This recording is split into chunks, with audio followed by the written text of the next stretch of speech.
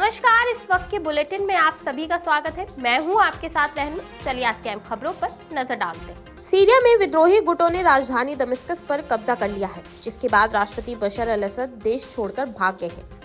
Syria में Islamic विद्रोहियों के हाथों सत्ता गंवाने वाले बशर अल असद अपने परिवार के साथ मॉस्को पहुंच गए हैं।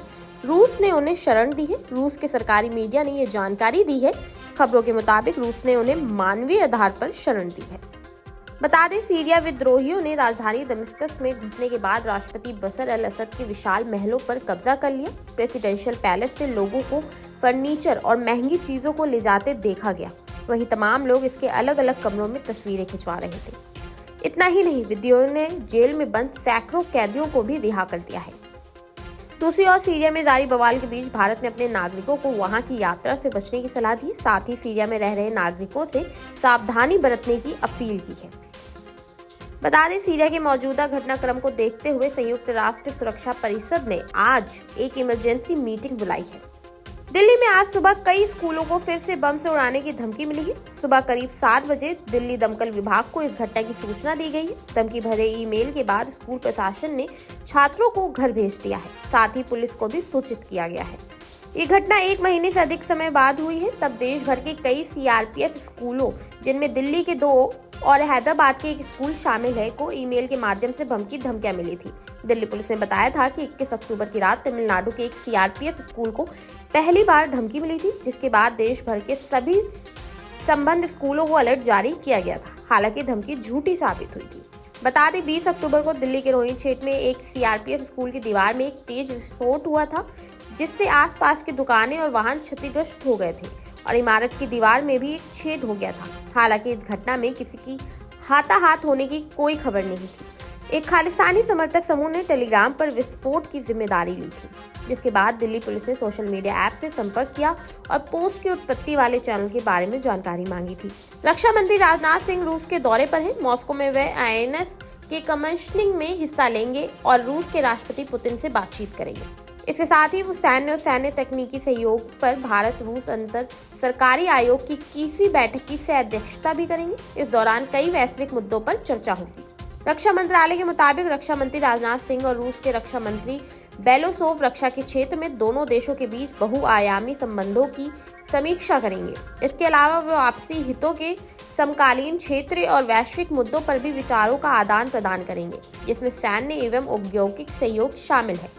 इसके अलावा द्वितीय विश्व युद्ध के दौरान मारे गए सोवियत सैनिकों के सम्मान में सैनिकों की समाधि पर श्रद्धांजलि भी अर्पित करेंगे। साथ ही वो मॉस्को में भारतीय समुदाय को भी संबोधित करेंगे। रक्षा मंत्री राजनाथ सिंह और नौसेना प्रमुख एडमिरल दिनेश के त्रिपाठी आज यानी 9 दिसंबर को रूस में निर्मित स्वदेशी मिसाइलों के साथ साथ अत्याधुनिक तकनीक से लैस युद्धपोत आईएनएस सुशील को कमीशन करेंगे। इस जंगी जहाज से समंदर में भारत की ताकत और बढ़ेगी। दिल्ली में ठंड बढ़ गई है। न्यूनतम तापमान 60 डिग्री तक गिर गया है और आज भी हल्की बारिश की संभावना है। उत्तर भारत में ठंड बढ़ने लगी है। दिल्ली एनसीआर समेत पूरे देश में मौसम ने करवट ले ली है। नवंबर के दौरान उत्तर भारत में जहां तापमान सामान्य था, वहीं अब ठंड तेजी से बढ़ गई है। कई जगहों पर तापमान 10 डिग्री सेल्सियस से नीचे चला गया है। पहाड़ी इलाकों में बर्फबारी के कारण मैदानी क्षेत्रों में भी ठंड बढ़ गई है। वहीं दक्षिण भारत के कुछ हिस्सों में अभी भी बारिश हो रही है। दिल्ली में ठंड का आगमन हो चुका है। सुबह और शाम का तापमान 10 डिग्री सेल्सियस से नीचे दर्ज किया जा रहा है। मौसम विभाग के अनुसार आज हल्की बारिश होने की संभावना है, जिससे ठंड और बढ़ेगी। आज अधिकतम तापमान 23 डिग्री और न्यूनतम तापमान 60 डिग्री रह सकता है। संभल हिंसा के करीब 15 दिन बाद आज एडवोकेट कमिश्नर की सर्वे रिपोर्ट संभल ट्रायल कोर्ट में जमा हो सकती है। बता दें कि संभल ट्रायल कोर्ट द्वारा दिया गया 10 दिन का समय आज यानी सोमवार को खत्म हो रहा है। ऐसे में आज संभल की शाही मस्जिद पर एडवोकेट कमिश्नर की सर्वे रिपोर्ट जमा हो सकती है या फिर एडवोकेट कमिश्नर कोर्ट से कुछ दिन और मांग सकते हैं। इसमें हमें 29 तारीख में रिपोर्ट सबमिट करनी थी।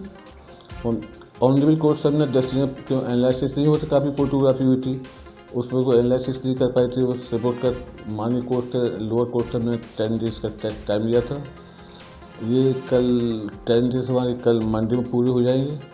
अभी उसकी रिपोर्ट हमारे फाइनल स्टेज पे है। कुछ एक पेपर रहेगा, उसका एनालिसिस करना भी थोड़ा बाकी है।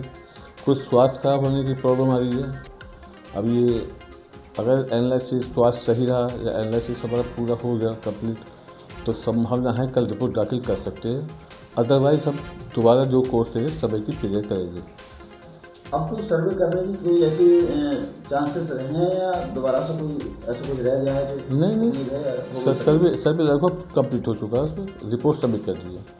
कोई ऐसे सर्वे के दौरान कोई ऐसा कुछ खास मिला जिससे भी कुछ साक्ष्य हैं, मतलब दोनों तरफ से दोनों पक्ष से कुछ रह सके? इसमें ऑनरेबल सुप्रीम कोर्ट की गाइडलाइंस है, उस पर कमेंट करना भी संभव नहीं है कुछ भी। आगे की सुरक्षा व्यवस्था की वजह से क्या इंतजाम है? नहीं, सुरक्षा प्रशासन तरफ पूरी सुरक्षा व्यवस्था दी गई है। कोई आपके ऊपर कोई दबाव वगैरह कुछ आया है क्या अभी तक? अभी कोई दबाव ठहरे हुआ है, कोई कुछ नहीं हुआ है। तो ये थी आज की अहम खबरें जिन पर हमारी दिन भर नजर बनी रहेगी। ऐसी खबरों से जुड़े रहने के लिए देखते रहिए नवोदय टाइम्स पंजाब केसरी।